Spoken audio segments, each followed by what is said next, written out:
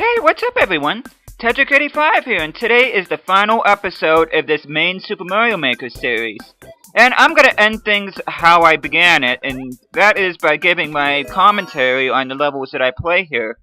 And the game plan in this video is to play one level of each game style, which means I'm gonna play a Super Mario Bros. 1 level, a Super Mario Bros. 3 level, a Super Mario World level, and a new Super Mario Bros. U level. I know that's not going to end up being a real long video, but I figured this is about the best way I can end things. And I started things off with a Super Mario Bros. 3 airship level. And it's from Mr. Joe.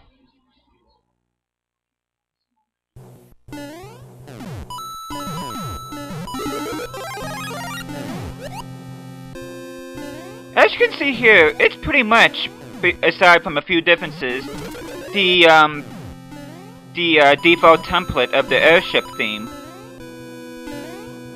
To be honest with you, whenever I first started playing this, it kind of reminded me of the level I did, the Bowser Jr.'s Aerial Assault. That's the very first level that I made for this game. Kind of put me in mind of that just a little bit to start things off, because admittedly I used the default template for that level as well. Of course, there's a suicidal Buzzy Beetle there. It's a bit of a tricky jump here on these Tetris shapes here.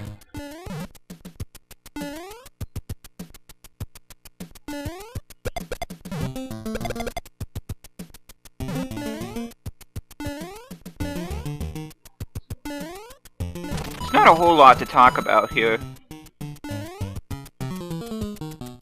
And I was being real careful around these pipes because for those of you that know me know how much I cannot stand how late the piranha plants come out of the pipes in this game.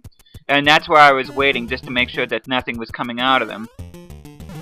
I'm not exactly sure how you're supposed to get up to that pipe up there. I don't even know if you're even supposed to, if there's even a way you can.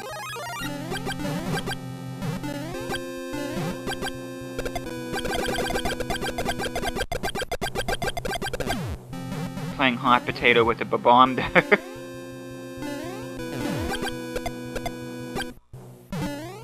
This feels like a pretty traditional airship level. I got kind of confused at this part.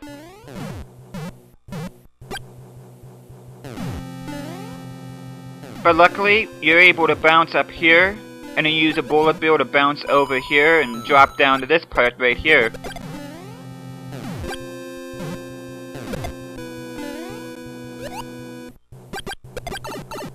Of course, I was real stupid right there, but I was able to complete this level. And that is the last Super Mario Bros. 3 level I'm playing in this series. Now I just gotta do Super Mario Bros. 1, Super Mario World, and new Super Mario Bros. U.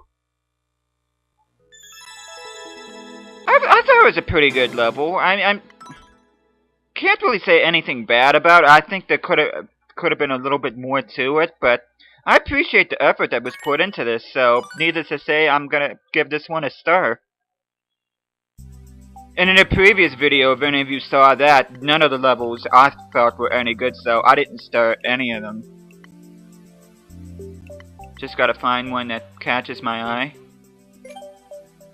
And here's one from New Super Mario Bros. U, World 1-1 Peaceful Plains.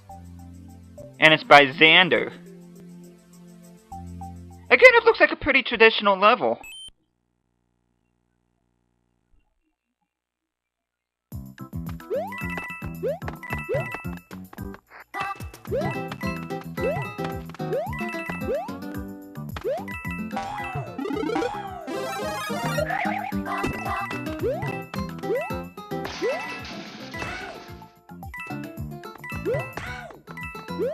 Kinda thought there would have been a power up there.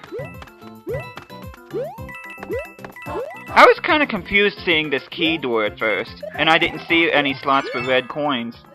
But there, as you can see, the key was in that block. And I thought about it, and it was probably, that key door was probably used to cross that gap right there. And that was a mistake right there, killing that giant Koopa. Good thing there are reset doors here.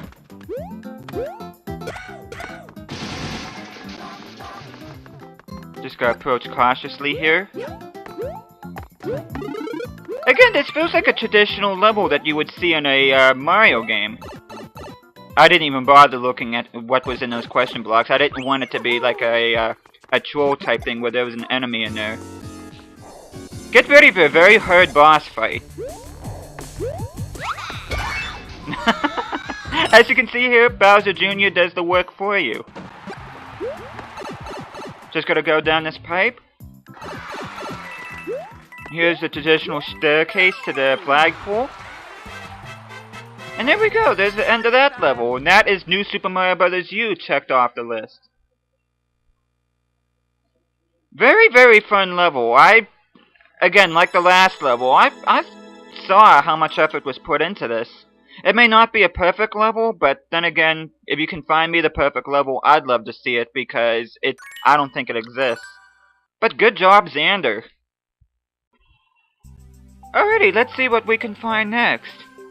I gotta find a Mario World level and a Mario Bros. 1, which...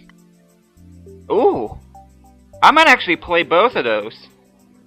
You know what, I'm gonna play this one first. Good Times 1-3 versus Bowser.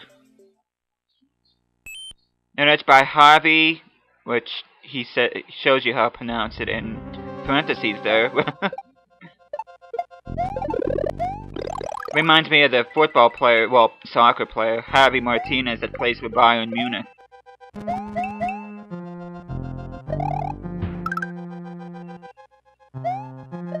Again, from the start, it feels like a traditional castle level. I'll tell you what, why couldn't I have gotten these levels last night? Or should I say yesterday?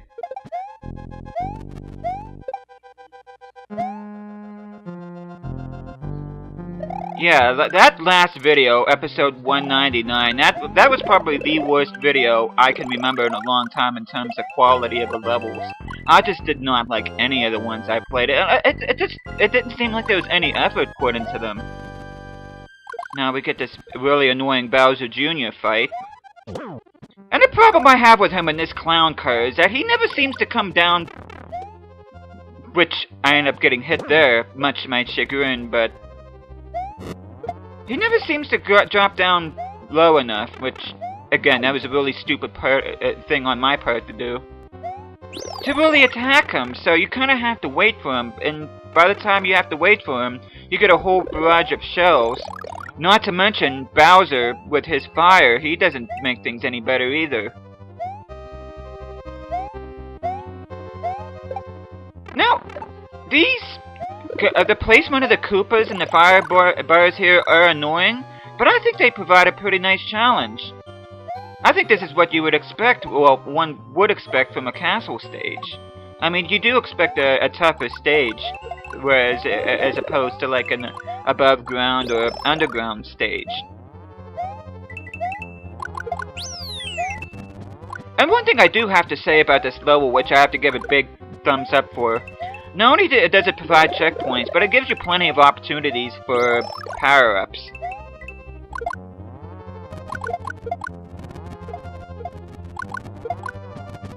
Just gotta go in this pipe here. I actually think that second checkpoint should have been placed here. As you can see here, here's an infinite power-up boss fight with Bowser. There's a lot of mixed feelings in regards to infinite power-up boss battles like this. A lot of people think that it's cheap and that, oh, well, no matter what, you're gonna lose at this, but I kind of like it just simply because, you know, especially in a setup like this where you get missile bills and that. It's one thing if you fight Bowser by yourself and if you have infinite power-ups, it does feel a little cheap. But when you get a room that's this busy, you kind of almost need the infinite power-up. And I think this level is a little bit too busy with the missile bills here. Yeah, needless to say, I'm not a big fan of this boss fight. But luckily, I was able to beat Bowser and hit the axe. Now all I have to do left is a Super Mario Bros. 1 stage. And as you could see a few minutes ago, which one I'm gonna play, and it will be another castle stage. And I wanted to end the series on a castle stage just to give it a bit of finality to it. And it looked like another traditional level too, which I liked. But yeah, this stage is getting a stir because, again, it felt like a traditional castle level, and I think, other than the boss room, I thought Javi did a really good job with it, so... But yeah, we're just gonna go back up here, and we're gonna play Original Bowser Boy by...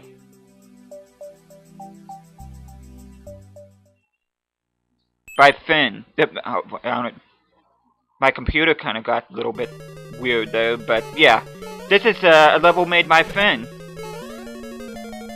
Sorry about that. My computer was doing something really weird there. I hope it doesn't show up on my footage, but as you can see here, kind of looks...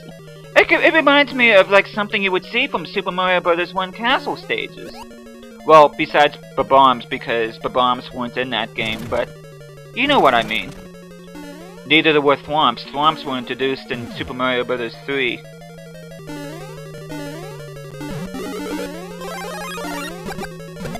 And that was a very well-timed flower placement there. Get a little bit of parkour here with the Koopas, if you even want to call it that. Good thing I waited for the Phoenix fire trap there.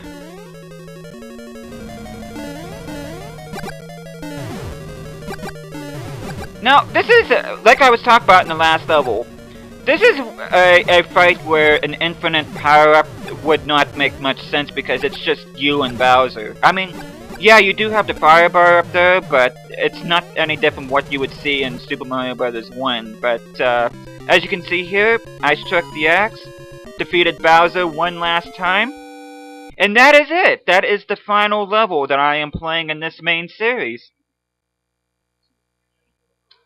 And once again, good job on this because it felt like a traditional level, and that's what I look for in levels like this. Is something that feels... I want it to feel something you would play in a regular Mario game, but have that little bit of difference in, and I thought Finn did a really good job there. But before I end this series, I do want to show you my play info up in this upper left-hand corner. Just show you my stats before I finish things off here. 198 stars received, 16 easy clears, 50 normal, 5 expert, no super expert. And I lost almost 9,000 lives and played over 12,000 levels. But there you go. Thank you guys so much for watching this series. I hope you guys enjoyed it. And I will see you guys again next time.